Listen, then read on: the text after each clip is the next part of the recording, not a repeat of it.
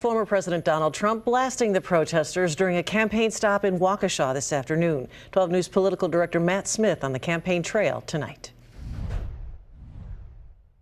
Hello, Wisconsin. How are you, Wisconsin? Tonight, in his bid to return to the White House, former President Donald Trump in Waukesha, weighing in on the campus protests nationwide. When you see that video of raging lunatics and Hamas sympathizers at Columbia and other colleges, no, but when you look at it, I say, where did these people come from? This Trump's second trip to the key swing state in just the past month, amidst his ongoing hush money trial in New York. I'll tell you what, if we don't win this election, I don't think our country's going to survive. I will say it. And I've never said that publicly, I don't think. Trump in part relitigating and continuing false claims about the 2020 election. At a time, Republican Party leaders are pushing Republican voters to embrace early voting. I will secure our elections because you know what happened in 2012.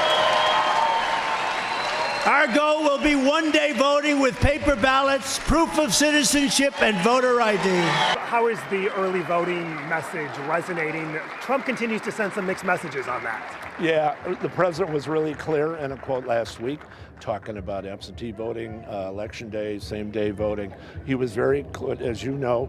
I've been the leading state chairman in the country in encouraging early vote. I'll continue to do that. Trump tonight at this hour in Michigan, rallying supporters in another key battleground before returning to New York tonight ahead of court tomorrow morning. In Waukesha, I'm Matt Smith, WISN 12 News. Sunday on Up Front, a 12 News exclusive, Republican National Committee Chairman Michael Whatley, Trump's continued claims about 2020 and the convention ahead in Milwaukee. Meantime, Wisconsin's Democratic Lieutenant Governor was in Waukesha today as well, reacting to the former president's visit.